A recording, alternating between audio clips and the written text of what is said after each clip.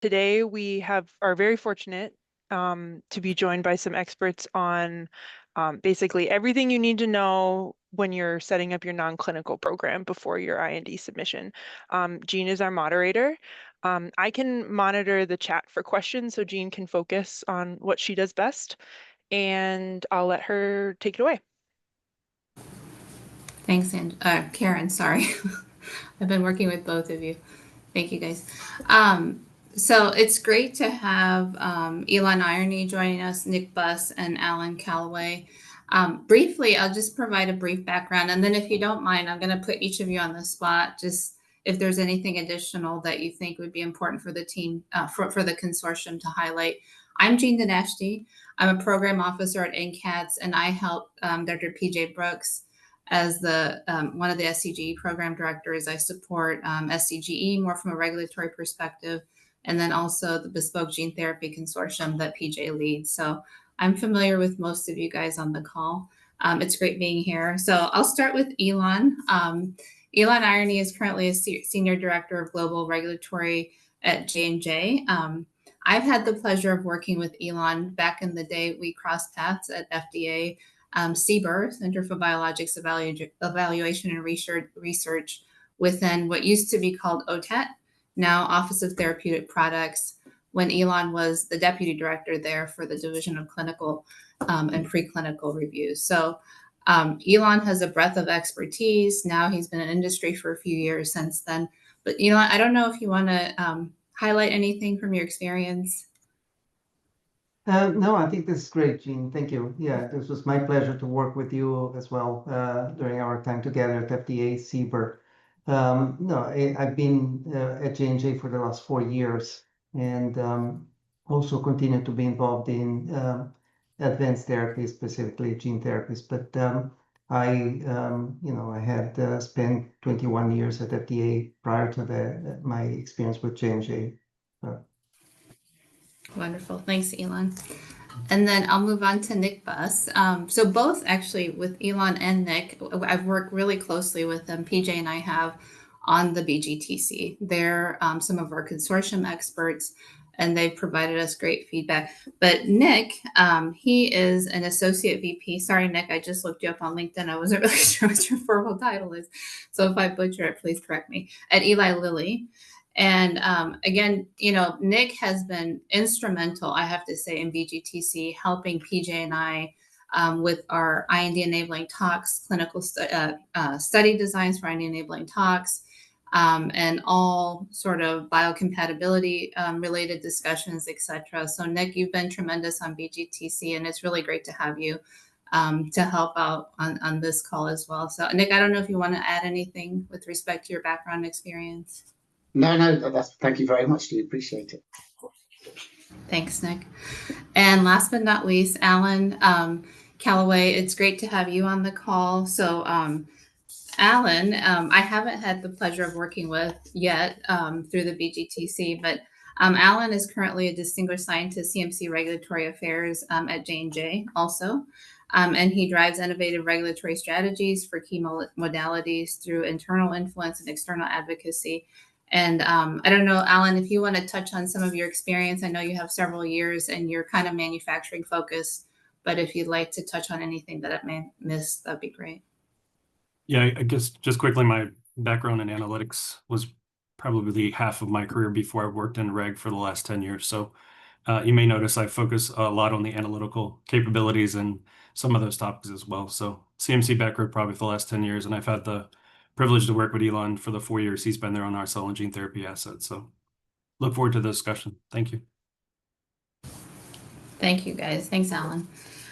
So I guess, in just thinking about this panel and how to sort of maximize the experts that we have on the call, I was thinking of touching on just highlighting areas of like proof of concept, IND enabling tox studies, on and off target editing studies. I know a couple questions came through from the consortium about that. The clinical protocol, how do you tie in these discussions as you start to plan your IND enabling tox study with the clinical protocol, regulatory considerations, and then also de-risking the program early and considering sustainability once you actually start your IND and your trial started. So these are major areas that we'll highlight. We have some questions planted, but I think, it would benefit all to have like audience engagement, and please ask any questions that you have, and we'll definitely focus on that, and that will take precedence. So I think we'll start with the proof of concept and IND enabling tox studies. And, just in your experience, maybe we can put Nick on the spot initially, since Nick, you're sort of, preclinical focused and animal study design focused, at least based on my interactions. What to consider when you're looking at designing your IND enabling tox. When would you consider a hybrid study, as in using an animal model for an IND enabling tox study versus wild type animals? I don't know if that would help the consortium, and sort of what would you consider in that approach? Well, it's the classic CBER sort of recommendation is obviously case by case for each individual project. But I think the most important thing is to consider sort of looking at your pharmacology and toxicology packages. So first of all, understanding pharmacology. Do you have an appropriate model from a sort of, is there an animal model that you can use, or is there an in vitro model? Do you need a patient cell line? Really, that then sort of looks at your modality in terms of, is it an AAV gene therapy? Is it a, sort of, we won't touch on the LNP mRNAs perhaps, but is it gene editing? And then sort of, you have to think about where the regulatory authorities are coming from. Traditionally, if you look back for, started out small molecules through to biotherapeutics, it was sort of two species approach to evaluate toxicology. So that would be, rodent and non-rodent. I think now we're getting a better understanding that perhaps we should actually go into the relevant species. So, and then also sort of how much data we have with our sort of gene therapy product. Do we have platform data? Do we need to do, how many studies do we need to do? Do we need to go into large animals? Can rodents be sufficient? So I think you just have to look at sort of, your modality and your patient population and the models available to you. And, when often sort of, there's not often, I would say that, occasionally you have a large animal model that is available. And I think, often if you have a large animal model available, then it's really helpful to then perhaps consider a hybrid pharmacology and toxicology study. And in essence, when we talk about hybrid pharmacology and toxicology studies, that's a pharmacology study in your relevant species with tox endpoints. And these tox endpoints really are sufficient to meet the current guidance out there. There's a lot of guidance out there that you can refer to, the ICH guidance, for example. M3 and S6 really is for small molecules and biotherapeutics, but the principles laid down in that in terms of study designs, duration, and species selection, especially from the biotherapeutics perspective, can be applied to gene therapy to some extent. You have guidance documents from each health authority there that you should refer to and what they're asking for. But really, I think if you have an opportunity to streamline your pharmacology and toxicology package and conduct a hybrid pharm tox study, I think that gives you the best benefit in terms of understanding both the potential for efficacy and safety in your patient population. And that's, I would always try to approach that. The health authorities are more flexible on that now. I think where there are challenges is when you don't have an animal model available, and then what is the relevance of your sort of tox species? Do you have cross-reactivity with your guide RNA, for example, or do you need to use a surrogate? So I think that there's a lot that you need to think about. I think the biggest consideration is your test system, i.e. your animal model, relevant for what you're testing? And then if not, what alternatives can you use? And I would always suggest that if you are going down what would be considered a non-standard approach, then you really need to probably get on board with some early interaction with CBER, either through Interact or pre-IND.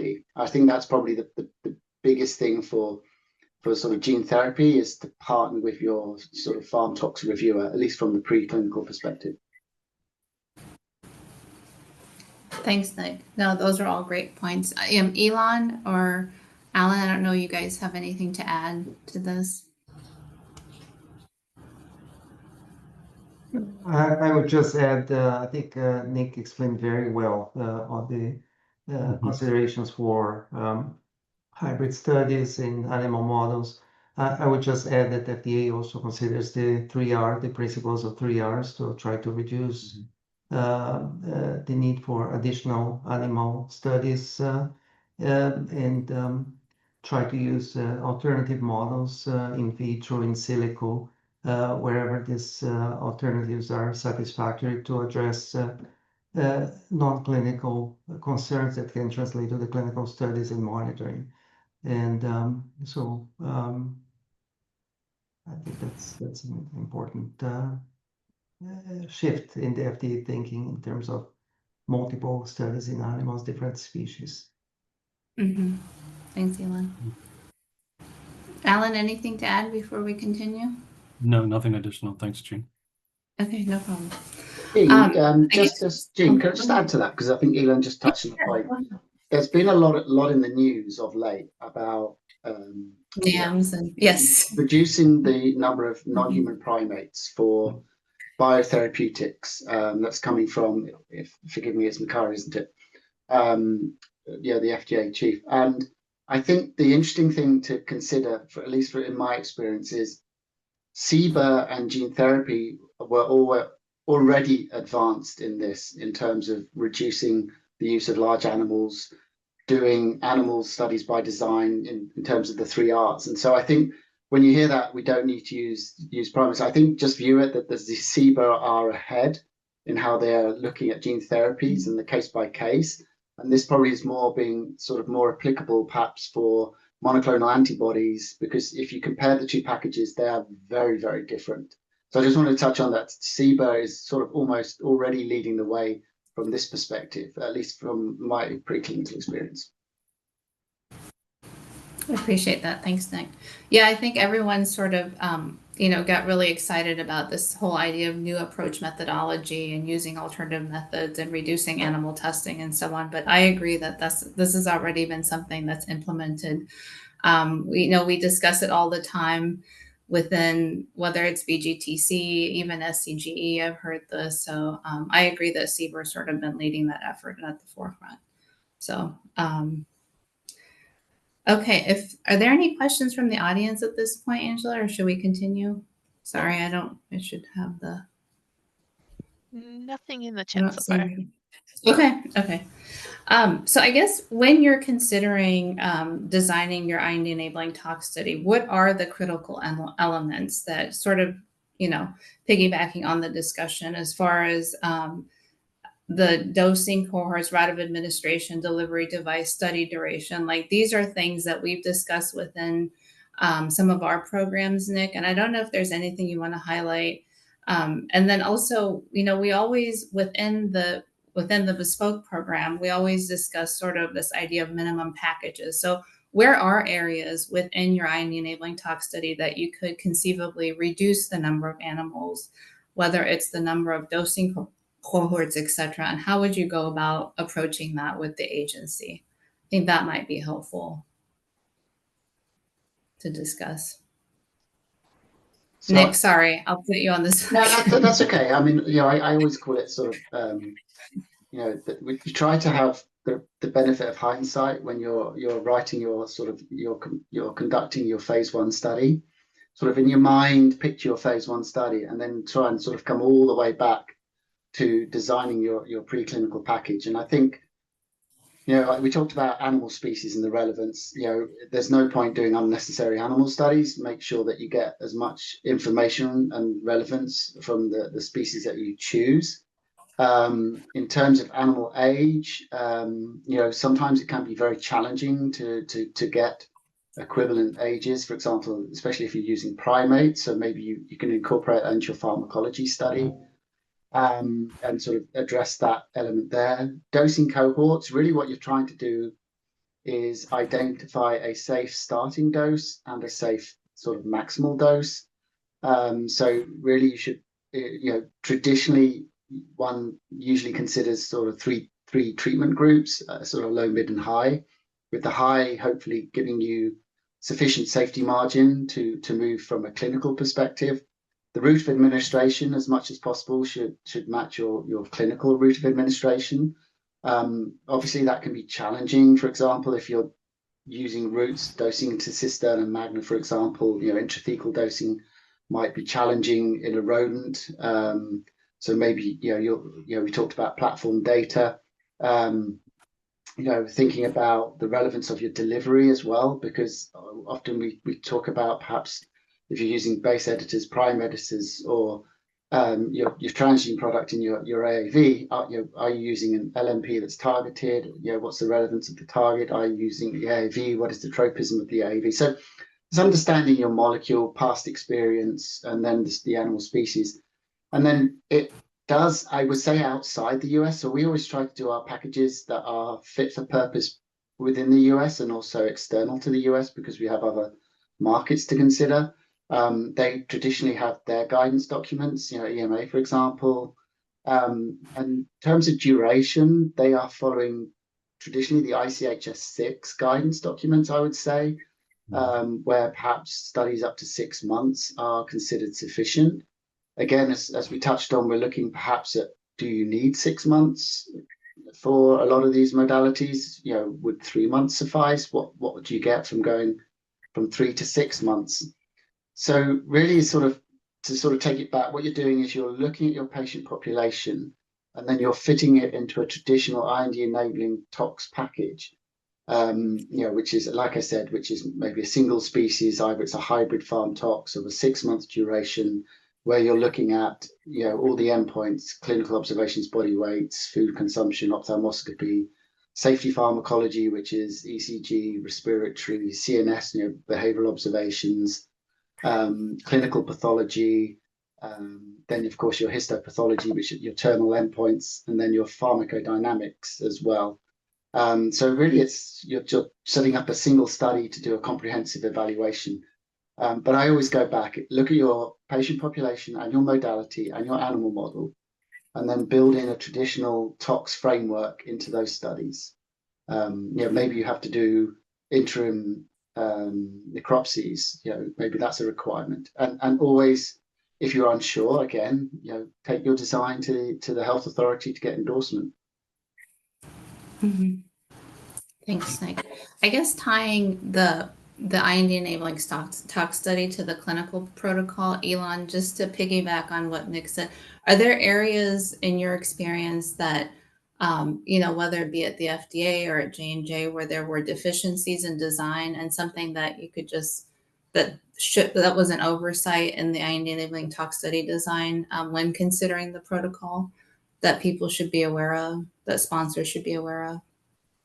I think Nick presented very comprehensively on what the pre-IND package should include for an IND or even for other health authorities outside of the US. The one thing I would consider is frequently studies in gene therapies and genome editing are conducted in children. So there is a need for the animal study, for the proof of concept study to be showing evidence of prospect of direct benefit, because normally some of the studies are not feasible to be done first in adults with a particular disease, let's say a disease that's fatal in childhood or adolescence. So in those cases, the animal studies need to reflect a magnitude of a treatment, persistence of a durability of a treatment that could signify a prospect of direct benefit for children. And that's something that both IRBs, the institutional review boards, as well as FDA look at to allow studies to proceed in children first. Yeah, and Jean, just touching on that, that's a really good point from a preclinical perspective. And it's something that, I think, you may get into some challenges when you open your IND, is if you have not provided enough justification or prospect of direct benefit, and that is, does your pharmacology package justify going into this indication? is the risk benefit sufficient enough, and have you got an appropriate dose with that risk benefit that you can put into the pediatric patient population that will show, you know, prospect of direct benefit. And I would always encourage you to really engage in, you know, discussion with the FDA on this one, because for me that has been one of the most challenging parts. You'll see a lot of people perhaps ask to go into like a sentinel adult patient, for example, and then you suddenly realize that that patient is a very different disease state perhaps to the indication you're going after, and it could be very challenging then to fulfill the inclusion exclusion criteria. So the prospect of direct benefit, I think Ilan raised a good point that we should touch on, is you should have that mapped out from a very early phase, because it's the one thing that can cause the most problem when you file your IND. Okay, great points. Thank you both. Jean, Alan, oh, go yeah, ahead.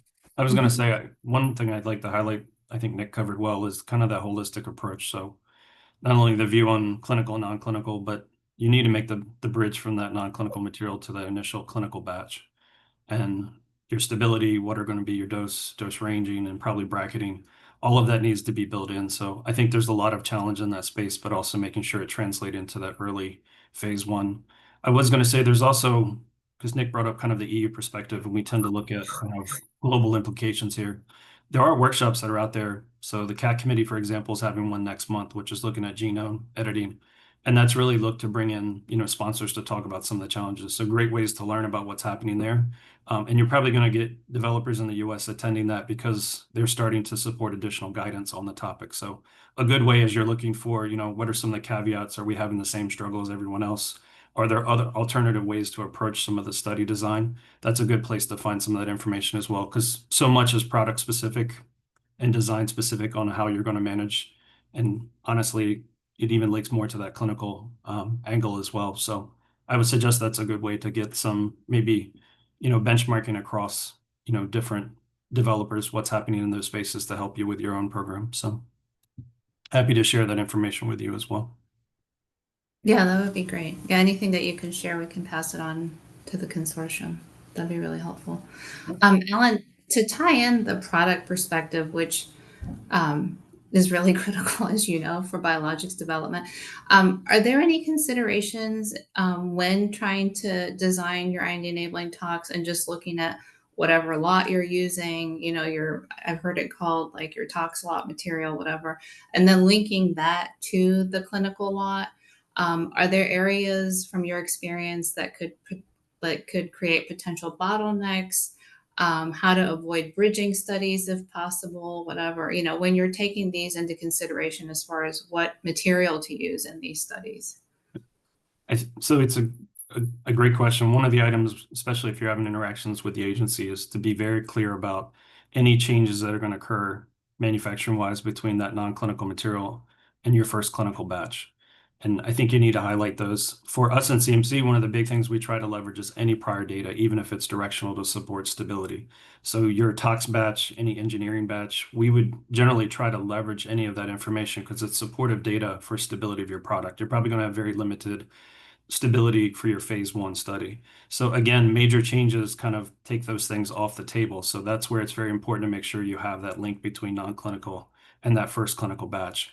And so I think anytime there's changes, any development there, also any sort of method changes, bridging, you can see animal models used a lot, especially with AAVs, all the way sometimes even to that commercial application. You need to make sure that you have that bridging for the testing and release panel, because it's going to support you both in your spec design for your IND, but also for those stability studies. So FDA follows a lot of the ICH principles on science and risk-based approach and prior knowledge. I think you've seen the platform guidance out as well. So some of those, I think, although platform guidance is meant for commercial products and then additional products to follow that approach, the concept of prior knowledge has been used by FDA for some time. So anywhere you can do that, I think, again, it builds off of your history. And many people have products that are just small iterations off of maybe the last product they've worked on. So anywhere you can leverage that data, I think it helps you to kind of address the questions that are going to come with your IND review. I appreciate that. Thank you. Sure. Really great insight. Anything else to add to this discussion? Okay, so continuing on, One thing that has come up that I personally have learned, or at least I'm trying to figure out, is this idea, if you do decide to do a hybrid tox study using an animal model, but you're limited to the laboratory or because of cost savings, whatever the rationale is, that you'd like to do it in a non-GLP lab, this idea of GLP-like versus GLP study, and what are the requirements, what are the differences, what's the scrutiny that FDA is looking for with respect to, for instance, I'm just throwing this out there, a Charles River doing an IND-enabling tox study that's GLP certified versus University of Maryland doing a hybrid tox study with a disease model, right? Like, what is the agency looking for, and what are these terms that they're throwing around? So I don't know if Nick, sorry, sorry to start out the discussion. Well, I think GLP, obviously good laboratory practice, has a long history as to why it was integrated into drug development, and it's basically to ensure the quality of your preclinical studies. And you'll see, like, if you pick sort of LabCorp, Charles River, for example, who are well-established sort of preclinical CROs that conduct these studies, they have electronic data capture systems, they have a quality assurance department, they have SOPs, they have training records, and they're sort of record retention. And the idea, really, the basic idea of GLP is that someone can pick up the protocol, repeat your study, and get exactly the same outcome. And I think, and then they get inspected by the FDA as well, to ensure that, so the bar for GLP is very high and very complex. Early in my career, I worked at GLP, and it is infuriating from a sort of just, the amount of things that you have to do. Now, if that's the bar for GLP, when we talk about sort of GLP-like, I think health authorities understand that certain animal models are only available in certain facilities, and that these animal models are really important for the success in gene therapy, and that you may not be able to conduct studies at the sort of CRO. Also, it understands that the delivery methods that may be used to administer these gene therapy products are through highly trained surgeons who are also working in the preclinical space, sort of bridging, who are sort of MD PhDs, for example. There are many other experts as well, technical experts too. And what the GLP like is, they understand that in order to conduct an animal study, you may have to do it in this academic lab, for example.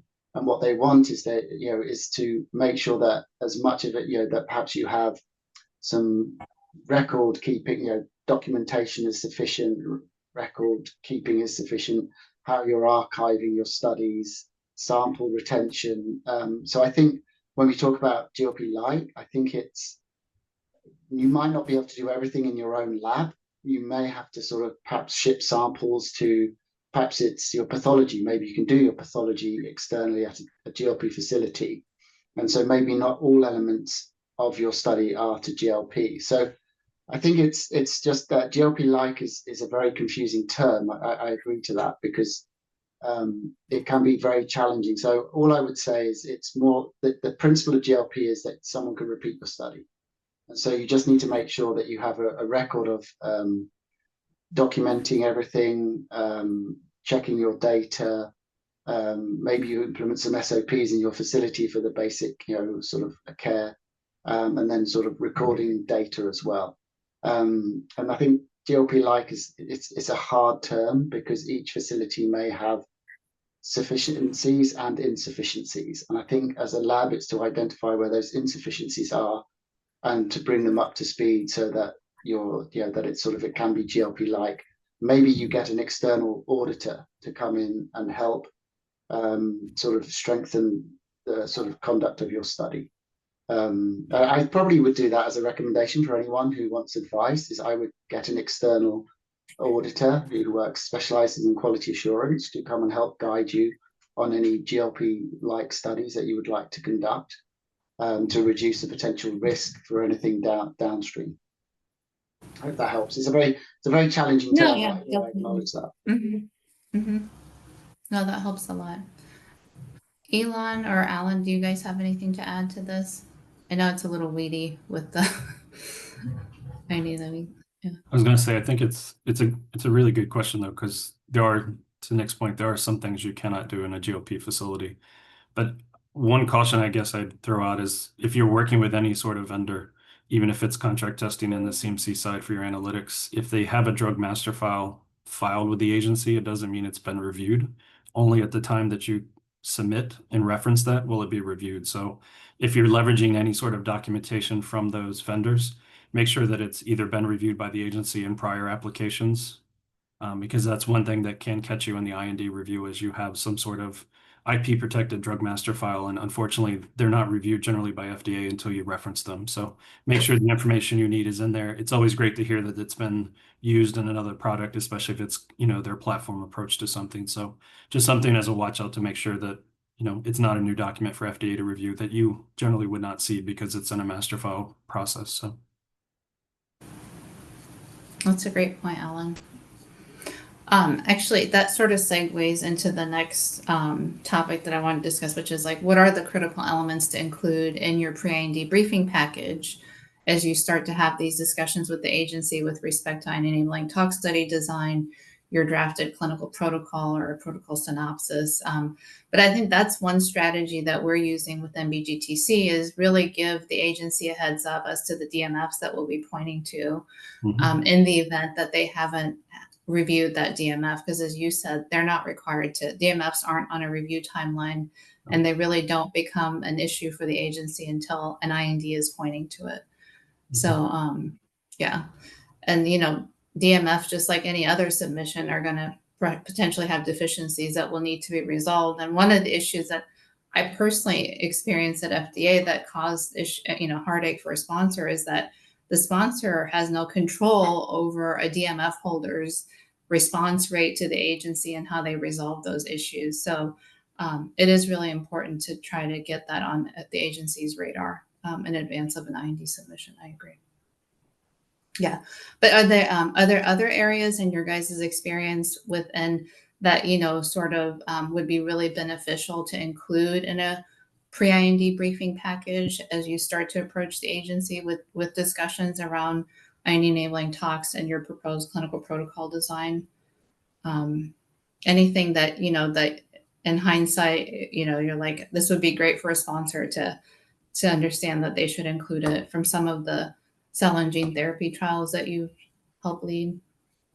I guess, Gene, one thing I see kind of in the policy side quite a bit, so this is outside of our company, but kind of, if you will, trends within the industry, is a lot of the interactions with the agency tend to be really focused on that particular topic and period within your development without giving a lot of holistic strategy. And a lot of times the agency wants to see that strategy of what's coming.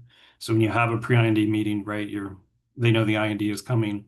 But if you know that you're going to have a scale up, scale out, you're going to have a change in vendor, change in analytics, your biological characterization strategy is going to evolve. If that's going to happen 3 to 6 months after your IND is filed, you probably want to start building that in for them, because the less you surprise them, I think the better your time will go in those kind of developments.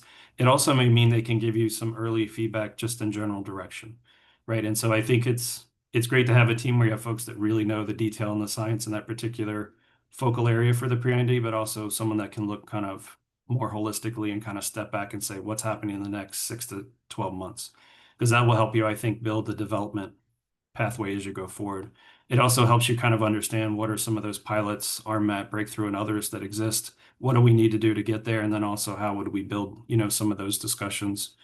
So again, if you have a type C meeting with the agency, you think you're going to need 6 months after the IND is filed, you can start to build that in your IND submission or even in your pre-IND discussion. It gives them, if you will, just understanding of what your strategy is as you go forward, and kind of also making sure you have the right people at the table when you have those meetings. So it's always helpful, I think, to maybe just step back a little bit and just make sure you're kind of looking holistically where you're going to be heading in the next year. Yeah, great point. Ilan, Nick, anything else to add?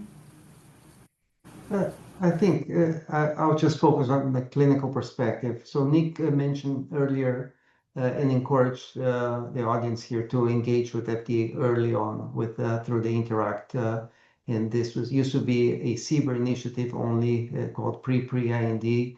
and now it was embraced by both CBER in general, not just the Office of Gene Therapies, but all of CBER, as well as CDER in FDA as Interact. In the past, when I was at FDA, we haven't seen a lot of protocols in the pre-IND stage, or even draft or synopsis of protocols. But I think it would be useful to have during the Interact engagement some idea of what is the population, what kind of study population you want to use.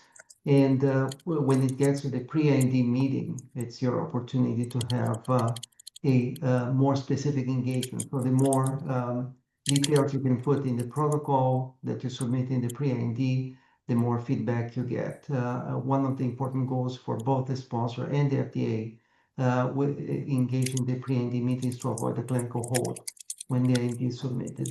And a way to, at least from a clinical standpoint, to avoid the clinical hold is to try to include as much as possible that you know of the details of the clinical protocol in the pre-IND, so they can review, they can give you comments to you, and you can address them when you submit the protocol for the IND. Thanks, Just- Ilan. And sort of just from a preclinical perspective, often it has sort of a little perplexed sometimes when people go, "Oh, we're going to go for a pre-IND meeting so that we can confirm the design of our tox study, which is a standard design." Yeah, so that because perhaps you have you have a good animal model for your pharmacology, you've got a clear path in terms of your tox study, and so you may get pushed to go, we'll go and get endorsement from the FDA. The one thing I would say is that sort of the relationship with CBER is in the past at least has been very much a partnership, and so you may want to say, oh, we may want to complete these studies first, get the data, and then have a pre-IND depending on your timing. And then you might get more value from your pre-IND than just going to them with a 6-month protocol for a tox study, for example. And maybe you learn something along the way of your product where delaying your pre-IND meeting because you're more worried about your starting dose, your patient population, the risk-benefit profile per se. So always think about when what the best timing is, because I think sometimes people go just to get like a checkbox sort of interaction.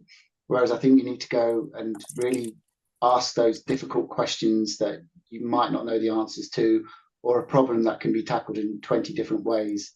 And you just want to make sure that the way you're tackling it is aligned with the FDA.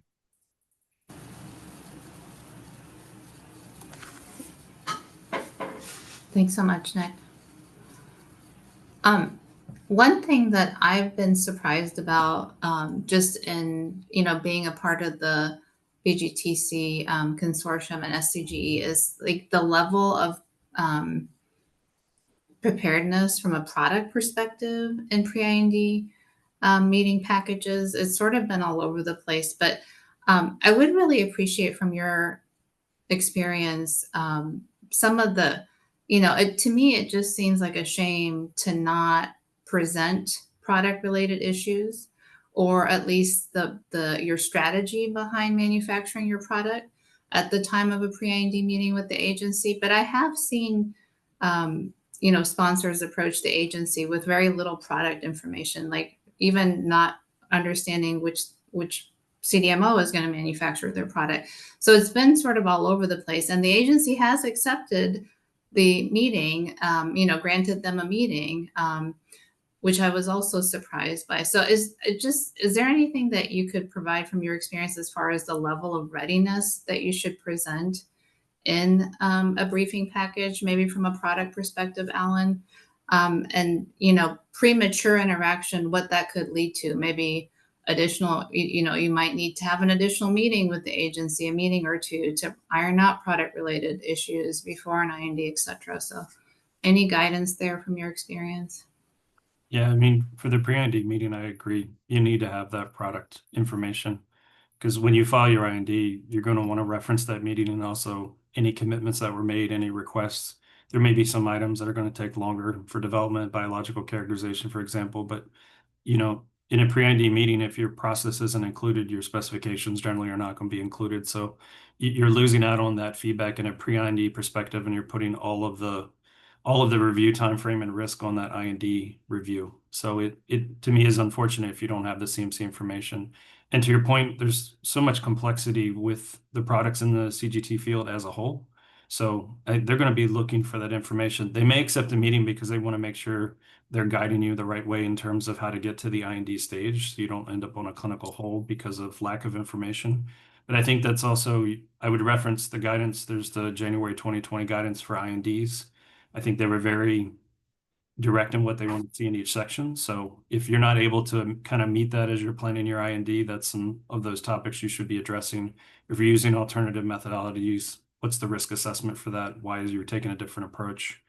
And I think they're coming more and more since the pandemic with these frequently asked question guidances. So there's a lot in those, even the one from last January that talks about communication with the agencies. And I would say to use it as you start to plan those meetings and make sure you are getting the most out of them. Any interaction with a regulator is to your benefit, right? And it's the more data driven, to the next point, the more that you can have a data driven discussion versus just here's the protocol, I think is also to your benefit. At the minimum, you're going to want at least the approach acceptance criteria. But if there's any sort of, early data you can provide just to give them some idea of kind of what you're managing and where you're headed, it's always to your benefit. So if not, you're leaving all of that to the IND review, which is a very truncated review timeframe. So. Yeah, great point. Thanks, Alan. Anything else on this topic? I think we're going to shift gears to on-off target editing. But before we leave this, anything else to add? Okay. I think, Karen, maybe I'll turn it over to you for the on-off target editing question that a consortium member submitted. Yeah, of course. So we got one question on this topic from the registration email we sent out. And so that goes as follows. How many patients should we be using in our model systems when we use patient lines? Can we just knock that mutation into a control line and use it as the model system? There's a lot of discussion about this in publications, et cetera, that you need 3 patients, but sometimes mutations might be so rare that we can't get a patient line generated from that mutation. So wondering what the FDA will require, because I don't know how many patients to add for on-target efficacy studies, but also for off-target studies. Thanks, Karen. So I don't know, anyone on the panel, Nick, Ilan, Alan, if you guys could help tackle this question. I guess the one thing I would say is that the answer's in the question to some extent, because if there are insufficient patient cell lines, then that could be justification to limit the number of cell lines that you use. And I think and it's very hard to pin it on sort of what the disease is, but I would say perhaps that when it comes to, and this is where it gets a little bit outside my comfort zone, and I can tell you why, because the on-off target editing is a very complex area. We're trying to align at the different methodologies we're using. I mean, for base editors, what is it, optical genome mapping? That there's so many different things at different cell lines. Then there's, it's a very bioinformatics driven type of approach. And so my experience with the on-off is to sort of engage with the experts, because we have groups doing this that are dedicated looking for structural variants as well. So I think sort of to answer the initial question, I think that would be a question to go in perhaps and interact maybe to sort of just engage and say, hey, it's going to be too difficult to get this number of cell lines. We're limited. Is this okay? And then in terms of the on and off target editing, there seems to be a sort of in silico there's a sequence of events like discover, seek, and all these different sort of technologies that lead you then into like a cell line to then look for these sort of potential mutations or insertion deletions. So I think those two are separate in itself, but I'd acknowledge that I use a group to do this because it's extremely complex. And there's our consortiums as well. I think NIST has a consortium. that is including industry, that are looking at best ways to address this. Cell lines, for example, and software. So it's an interesting topic at the moment. And I think the FDA was sort of interacting with them on trying to come up with an industry best practice approach for this. But I think it's definitely evolving very quickly. So I'm not sure if I've answered the question very well, so forgive me. No, I appreciate it, Nick. Ilan, Alan, anything to add to?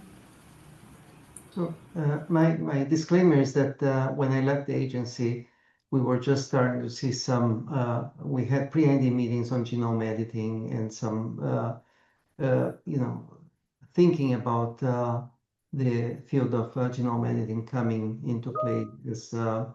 So I don't have much experience with a review of an IND myself, personal experience. So I looked up prior to today's presentation back into the Sickle Cell Advisory Committee meeting for Vertex for Casgevy to see what they've done. And I think there's a concern, as Nick mentioned, with not just off-target events. The FDA guidance says, in addition to off-target edits, unintended consequences of on-target edits as well. And I'm concerned about how you test this preclinically to convey the idea of genetic diversity, genetic variability, and how, on the one hand, you had a population of sickle cell disease, which is considered a rare disease, but it's close to 100,000 people prevalence in the US. So it's not very rare. And how much the sponsor had to do in terms of orthogonal methods to address this with computational homology, guide-seq methods to look at off-target events and false positives in those hybrid models between those methods, and to try to understand what is the overall risk and what to monitor in the clinic in terms of off-target events, chromosome breaks, aberrations, translocations, etc. And on the other hand, they have also done for genetic diversity. They look at the effects in this 1,000 genomes project. Overall, I think there was a lot of discussion at the advisory committee meeting, but my understanding is that FDA accepted the methods used by Vertex, and the advisory committee members were complimentary of the sponsor in terms of the diligence they did in terms of getting this off the ground for sickle cell disease. And on the other hand, on the other extreme, you had baby KJ, another example of in vivo gene therapy, genome editing. And a lot of preclinical work preceded this for more than a year. But at the end, when baby KJ presented, it was a single case and very tailored therapy for that particular patient. Not a lot of preclinical development specific for those mutations in urea cycle disorders. And you also had like a very brief FDA review and approval of the treatment. So, but that's, I don't have much firsthand experience of comprehensive review of genome editing. Mm-hmm. No, those were great examples, though, Ilan, and also as a reminder of what is publicly available that we could look at as far as what precedence is already set for the approved gene editing product out there. So, Alan, anything to add from your perspective? Nothing additional. Those great answers. Okay. Thank you. Yeah. Anything from the audience or whoever asked the question? If you want to speak up. We do have a question in the chat that I can read out. Sure. For non-clinical tox studies, are there risks with not doing the study GLP upfront? For example, most academic developers would like a biopharma company to pick up the asset in order to continue development of the gene therapy. Is it a risk for the biopharma if the study was not done GLP upfront? That's a great question. Nick, do you want to take a first pass at this? It's a bit of a loaded question there, because I guess if I was speaking on behalf of Biopharma, I'd say yes, of course it's a risk, because there's a potential for you to have to repeat the study and then have new data, and have new problems to resolve. So I think really it's more sort of, if you are to do studies that are to support an IND, that these should be completed to GLP, and if they cannot be completed to GLP because of challenges that we've described previously, that they are conducted GLP-like as much as possible, so that we, as a biopharma, you would not want to repeat any studies or be asked by health authorities to repeat any studies, because I think that's the negative part. Thanks, Nick. Yeah, that's a great point. Anything else on the, I don't know, from the audience with respect to off target editing? Any questions around that? Do you want to have any further discussion on that? Otherwise, I'm going to move on to the clinical protocol. So, Before we do that, could I go back to the earlier topic? Yeah, definitely. Go ahead. Yeah. Yeah. So in our program, we are planning to use mouse only tox studies, and that is because our delivery vehicle requires an interaction with a human protein in order to reach the brain. I'm curious what the panel's thoughts are on what additional studies we might want to do to actually evaluate our humanized mouse line prior to doing our GLP tox studies. So what should we be worried about in terms of like baseline health issues?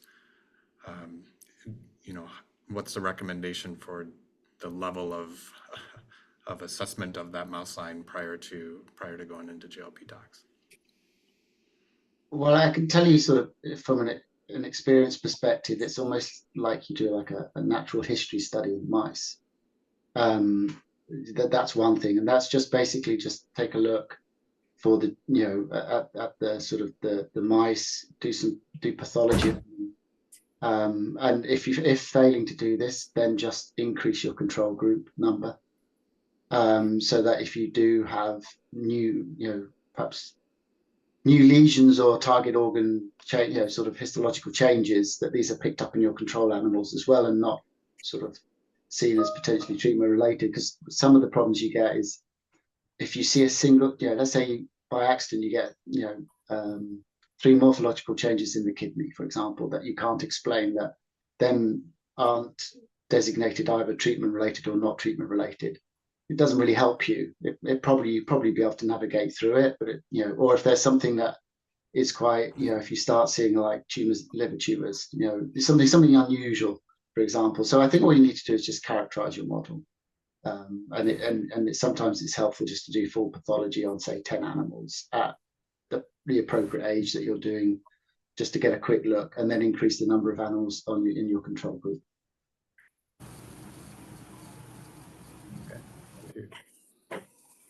Yeah. Thanks, Nick. And great question. Anything else from the audience before we move on to the clinical protocol discussion on preclinical studies? I guess I'll ask one more along. Sure. On a Go question ahead. regarding the use of mouse models. I mean, I think traditionally we're working on a gene therapy, AAV delivery to the brain. Traditionally, a lot of these dose finding studies might be done in larger animals, but in our case, we'll be using a mouse to not only do the tox studies, but the biodistribution and dose finding. That's a pretty big leap, obviously, but this will be an IV administered treatment. So I'm curious if, other than, our plan is to just go based on vector genomes per kilogram weight as our scaling to humans. And I'm curious if there's additional considerations we should have around that. So just generally in my experience, you do have sort of gene therapies, in terms of doses, it looks better in mice perhaps than it might in monkeys than it might in humans. So I think just as long as you have appropriate scaling and enable sort of a high enough dose range so that you can understand that you may have to go higher in your clinical study, I think is important. But in terms of for IV delivery, I think VG per kilogram is perfectly fine, as a dose. I think it's just, thinking of when you're thinking of your AAV, is it an established AAV where there is a lot of data available out there in large animals? I would say if it's a new capsid that you may be asked to do a limited large animal study just to understand how the biodistribution compares, but that's if it's a new capsid, for example, that no one has used. It is a new capsid, but it is entirely human specific in its delivery mechanism. So we understand that in a lot of detail, but we know that we won't be able to model it in any large animal. Okay. So just the other thing to add on that is just obviously there's a lot of concerns about, if you think back to the Wilson paper of 2018, a lot of publications where some capsids do cause sort of hepatotoxicity or sort of find sort of quite severe findings, complement mediated. I think that's something you just might think about and address when thinking about your doses going into your clinical study, because sometimes these capsids do have unexpected findings, very rare. Yeah. Thanks, Nick. Maybe so. If I could just summarize your advice, and it sounds like you would suggest that we write the clinical side of things to anticipate a potential need to go to a higher dose if the scaling it becomes necessary, but that from the safety standpoint, starting at the lowest potentially effective dose would be the right approach to try to avoid unknown issues around complement or other immune activation scenarios. Presumably, we're going to be going at in a substantially lower dose than what has been used previously for natural capsids, but so that's part of how we would mitigate it. Did I get that about right? Yes, I mean, just pondering on that. I mean, maybe a large animal just very small would give you the ability to go up and not start necessarily at such a low dose, because you want to start at a dose that's therapeutically meaningful. But again, without knowing the sort of the sort of the minutiae of the capsid you're using, the relevance of the large animal species, just sometimes the large animal just gives you a little bit more reassurance for the novel capsids, that's all. But as we know, it doesn't always translate from primate to human as well. In this case, we know for a fact that it won't. So we've taken the approach that we don't think those experiments are physiologically valuable, or that they're valuable. So, and the FDA has agreed with that position in our Interact package. Okay. Thank you. Great discussion. Any other questions from the audience? All right, you can always drop it in the chat, as Karen said. So moving on to the clinical protocol. So I guess, from your experience, what are critical elements to consider when you're designing your first in human study? And in particular, I'm thinking of studies in small patient populations where you're collecting both safety and preliminary efficacy. So this has been sort of something that has been challenging for VGTC that I assume it would probably be challenging also for SCGE. So I don't know, maybe Ilan, if you want to take an initial pass and others chime in. Well, maybe I can start and just Sure. plug in here for our bespoke gene therapy consortium playbook, which contains a lot of information on what should be in the clinical package of an first-in-human IND. And but I think the important considerations are for the sponsor to look at the balance of benefits and risks, or predicted benefits and anticipated risks. based on what's known in the literature, based on their preclinical work, and any other analogous vectors that are that have been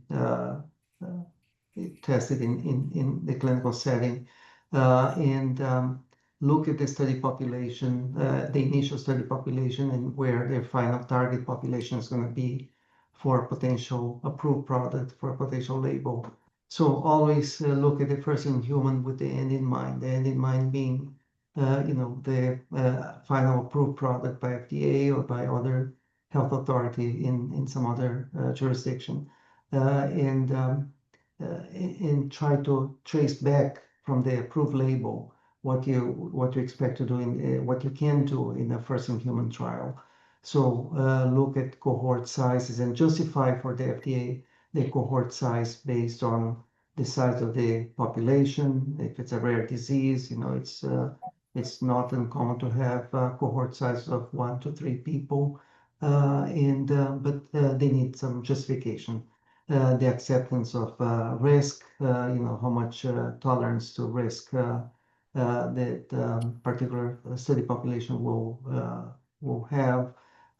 It's very important. I think we're going to allude to this later on, but about the participation of patients in the development of a protocol. So I think it's very important even for a very experienced investigator who knows about the disease or the target disease that they want to conduct the trial on, to get input from the patients on feasibility of the protocol, and feasibility of the visits to the study site, etc., to get some direct input from them. Look at the dose escalation. If you're trying a low, medium, and high dose, what kind of dose escalation procedures you have, monitoring for safety, stopping rules, study stopping rules, individual stopping rules for the dose escalation, and how you're going to monitor them. An important component is that patients, when they enroll in the study, they need to understand that for a genome editing treatment, the recommendation from FDA is that they are followed for 15 years, similar to a lentiviral vector treatment. So it's important for patients to understand that they are going to be in a long-term relationship with the investigator, with the clinical site. Yeah, those are great points, Ilan. Anything to add, Nick or Alan? I think he covered it well, Gene. Just one thing that comes to mind with dose escalation maybe is just from the CMC perspective, always have to remember that you could have dose escalation or de-escalation. So bracketing what's going to be in the clinical protocol is key for your stability studies and the work you're going to do in the CMC space. So that's where I think, as you have today, there's folks from non-clinical, CMC, and clinical in the same call. It's a really important relationship, both internal and external, as you go forward. So there's a lot of those kind of caveats and handoffs that happen. So Definitely. Yeah. Thank you. Anything, Nick, anything to add to that? If not, I'll continue. No, Yeah. no. Okay, great. Yeah. I guess the other question I had, sorry, I had a train of thought and I lost it. Oh, sorry. So with respect to patient engagement and actually when you're designing the clinical protocol, what are areas where you could use the patient perspective in designing the clinical protocol? Ilan, you sort of touched on it. I think one thing that we've utilized the patient perspective and PAGs on patient advocacy group engagement on with clinical protocol review on the BGTC anyway are like schedule of events within the clinical protocol and getting their feedback on that, with how burdensome that could be, et cetera. So are there other areas that, the PIs could really utilize the patient perspective within a clinical protocol? And then, what challenges could that present from your perspective? Very good question. So I think, the patient is person who's best entitled to evaluate the tolerance to risk, and uncertainty, how much uncertainty you get from the preclinical studies, carrying forward to the first in human trial, and tolerance to those uncertainties and risks. I think you mentioned also the burden of the assessments, how much of those assessments can be decentralized, can be done either at home or reliably and acceptably at home, or in a local physician's office, as opposed to traveling sometimes hundreds of miles or thousands of miles to a central clinical site where the genome editing therapy is being conducted. How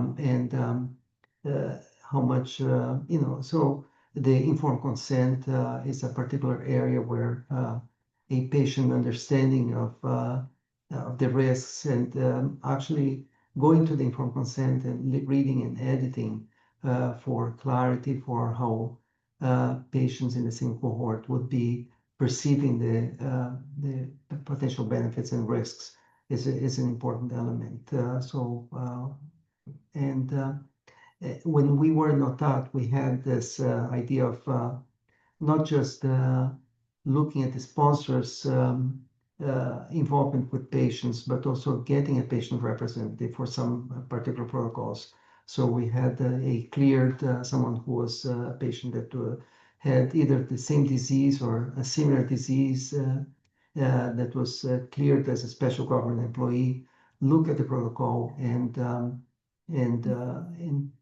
critically assess the protocol and informed consent in a way that that could benefit the investigator in the study.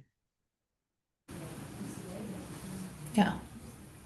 I didn't know that. That's great, Ilan. Is that still in practice with OTP? Do you know if they utilize patients? I don't know. But Okay.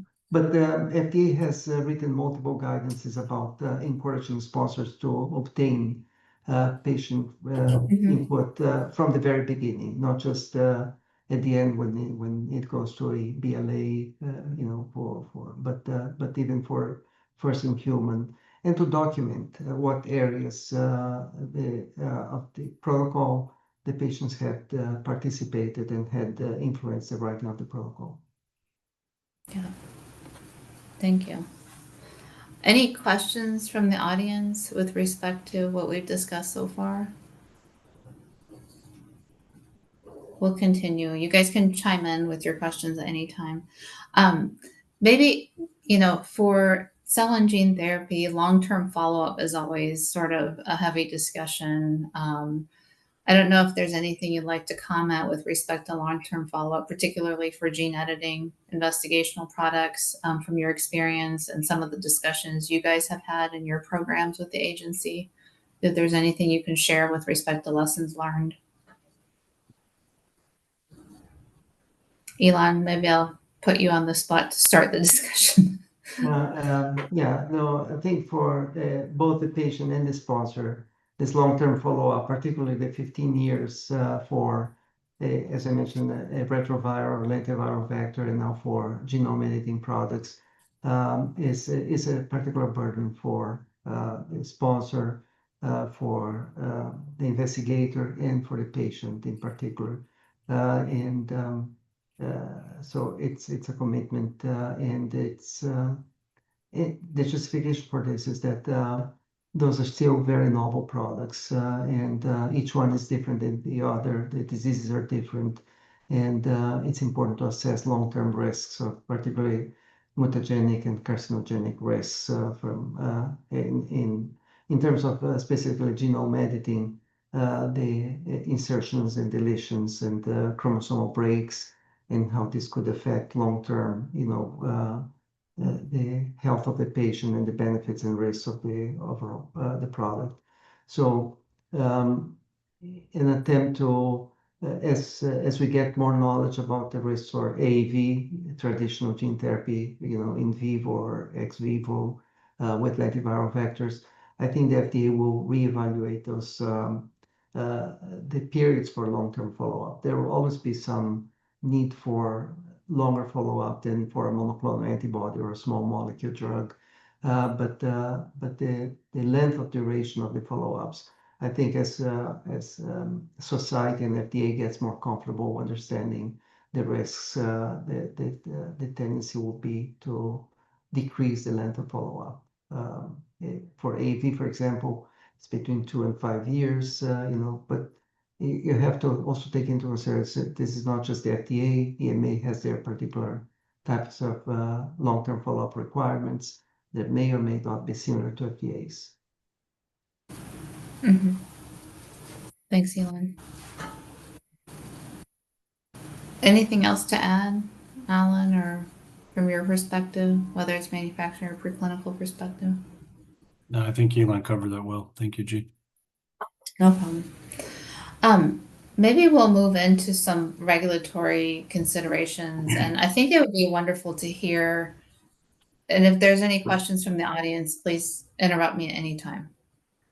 But I think it would be really helpful to hear from your experience. No one likes to hear the word clinical hold, that your IND's been placed on a hold. But I think from whether it's preclinical, clinical, or product perspective, it would be really helpful to hear from each of you as far as some of the hold issues that you've encountered, at IND submission, and how you could have, if there was a way that you could have circumvented that in any way with proper planning in your preclinical development phase. So maybe we'll start with Alan, you're on my screen now. So we'll start from a product perspective. Are there any, from your experience, clinical hold issues? And by the way, when I was in OTET, I was a project manager there, and the number one clinical hold issues always revolved around the product. The product was the issue most of the time. Clinical issues typically could be resolved by revising the clinical protocol. Preclinical, typically sponsors had ironed that out before IND submission, but the product seemed to always be the bottleneck here and an issue. So what are some issues that you've seen that maybe could have been mitigated during preclinical development phase? So one of the things I think to consider is clinical holds, as I think the numbers have increased over the last couple of years, and I think the agency's been looking at kind of that increase and what that's led to. So as kind of alluded to earlier, there's some key documents that you want to look at. And so the IND guidance from 2020, also any sort of FAQ document, that's FDA's current thinking. So if you're not going to meet that standard, you definitely want to explain that within your submission. The number one clinical hold issue, I think, and this is not just our company, this is looking at the industry as a whole, is anything they deem related to safety or something that cannot be addressed within that review period of your IND. So this is where, to me, if you're going to have a pre-IND meeting, any of the CMC information that you discuss, align, make commitments to, the FDA has given you, as you tend to get early in development, right? These are some development considerations. When you file your IND, there's a potential in Module 1 to put a CMC reviewer's guide. Address each one of those points within the meeting minutes, make sure you reference that meeting, and then explain that strategy. And I think that's one of the biggest gaps is the complexity in the CMC space is getting more and more, I think, complex as the modalities evolve. So for a reviewer, if you imagine they have 20 or 30 products, when they pick up your IND, if you don't have a good strategy, you don't give them, if you will, a good setup of what you're doing, it makes it somewhat difficult to review. So it's much easier to kind of set them up with a reviewer's guide, and it can be as simple as a table. Here's the section, here's the information. And if you've made commitments that you know are going to take time during your development phase, so again, back to biological characterization, potency, any sort of method developments, you can easily kind of align those topics in there and give them a heads up of what is ongoing, where you're headed, stability, for example, any sort of additional data that will be available either during the IND review or just afterwards. You can also make them aware. So it's, to me, about making sure when they read that IND, it's very clear what you met about before, how you addressed it, and how you're moving forward. If there's anything in the CMC section where you're taking an approach that doesn't meet compendia, doesn't meet maybe the IND requirements that FDA has laid out, where you've taken an alternative strategy, you need to justify that. And I would make that very clear. And it's also, when you file the IND, you want to make sure that they are comfortable that you've kind of managed all of the complexity and risk at that point, but also you have kind of an ongoing strategy of how to manage CMC. The CMC requirements, even though we have fantastic clinical data in the cell and gene therapy space, you're still going to be held to those CMC requirements. So from a very early phase, they're looking at, here's your clinical protocol, here's the space you're in. How are you going to meet, those requirements all the way to commercial? So if you start building that story and having that discussion, it's to your benefit, and also it allows you to get some of those discussions with the agency much earlier than you would. So it's a great way to get that feedback. I also make sure that there's no surprises during review. But yeah, I would say the top thing is anything related to safety where they feel like the CMC package just is not sufficient. So I think that's why you've seen that IND guidance. And again, that FAQ guidance really comes out of kind of the pandemic days of here's some very specific information that they're going to want to see. And if you're not meeting that bar, if you will, that's going to cause some problems during the IND review.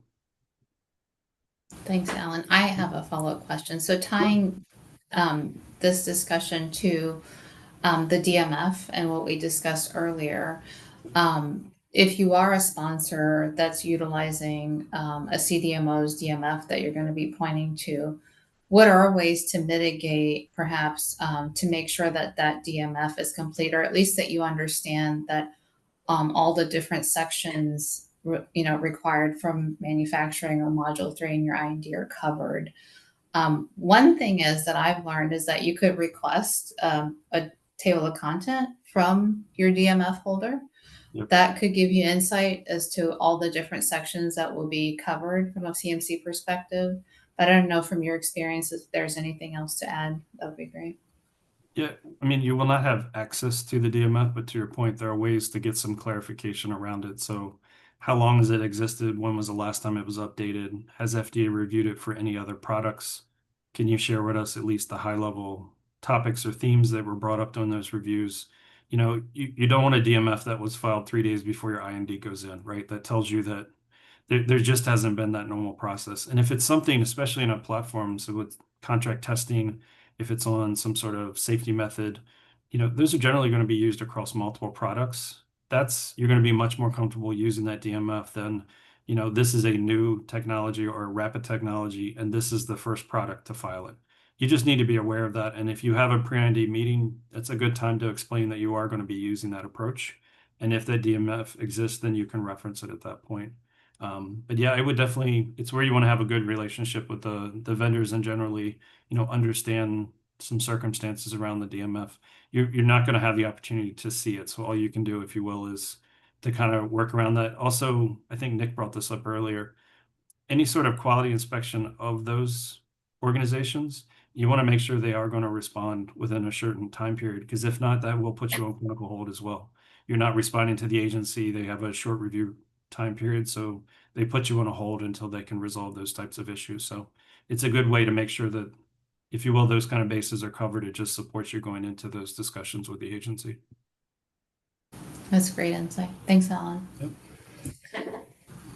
So maybe, Nick, maybe from a preclinical perspective, what are some of the hold issues, if you could touch on that you've encountered, and some ways that perhaps that could have been mitigated in the preclinical development space? Yeah, and this is a really good question, because there is the classic non-clinical hold, and then there are unreasonable requests, which may lead to certain products not progressing. And so I sort of try and address this carefully. So, for example, I would say your prospective direct benefit may not be sufficient enough to get into the patient population. It's not necessarily a clinical hold, but it does, it does maybe cause significant delays to being able to conduct your phase 1 study.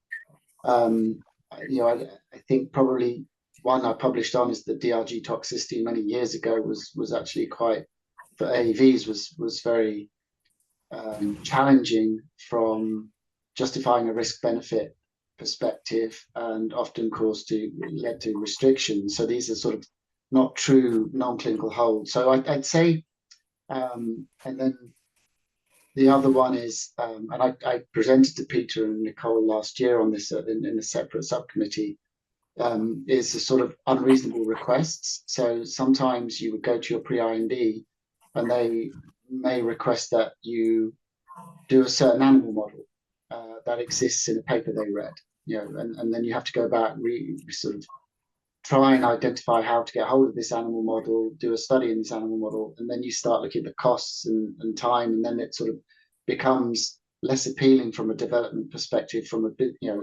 talking from a business investment. So the non-clinical holds are generally the ones that come through are probably related to safety, as mentioned before, and findings that have been identified in your preclinical studies. But I think the one that we're trying to address with the FDA is, and this doesn't necessarily just apply to gene therapy, this applies also to enzyme replacement therapy.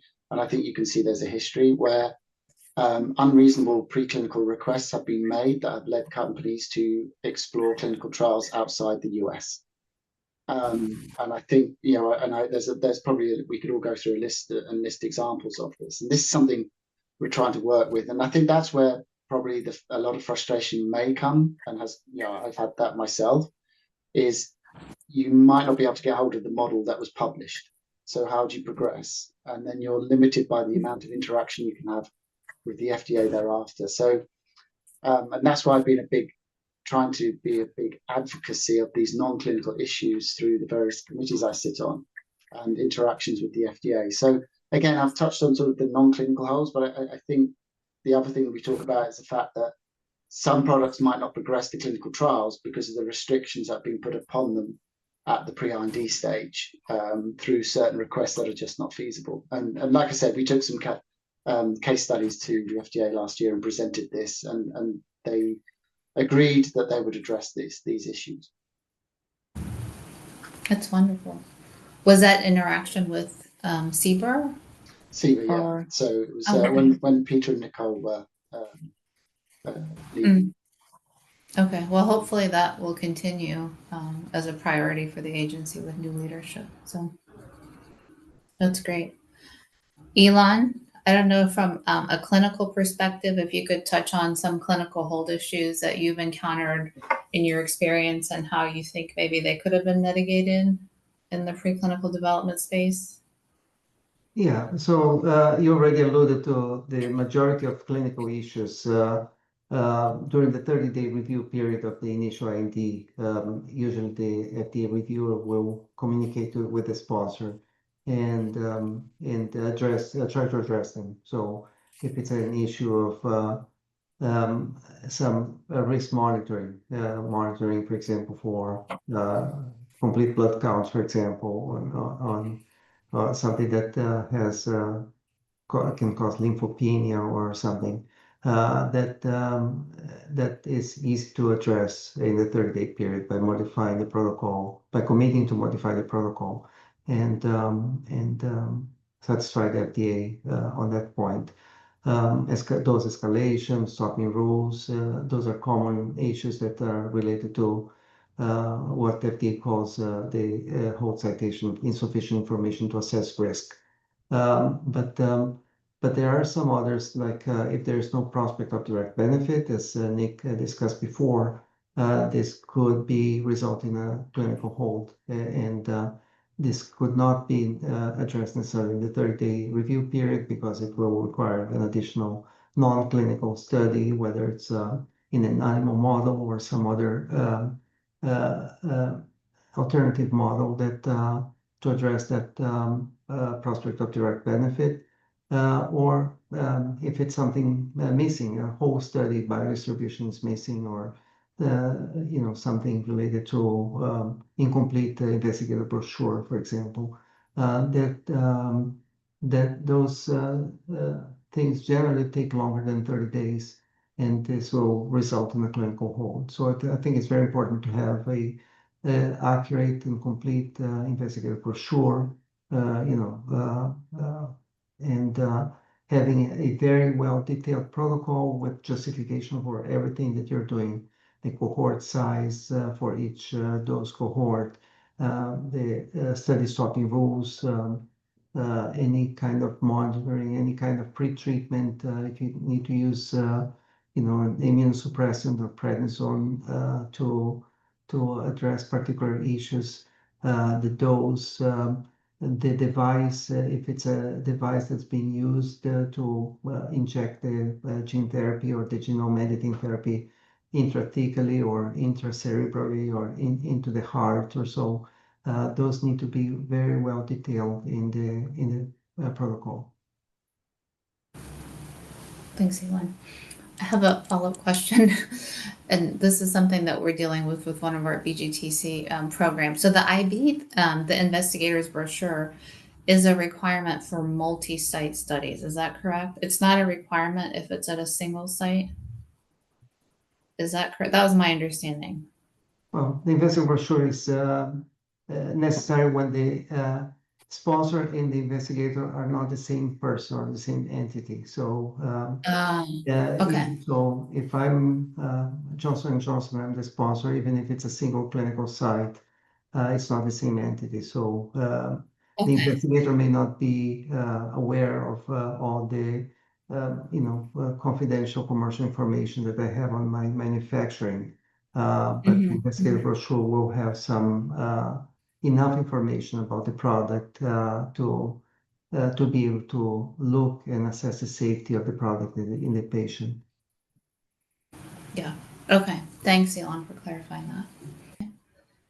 Well, hopefully this was a helpful discussion to everyone. I know it was to me. I always learn, these programs are really complex.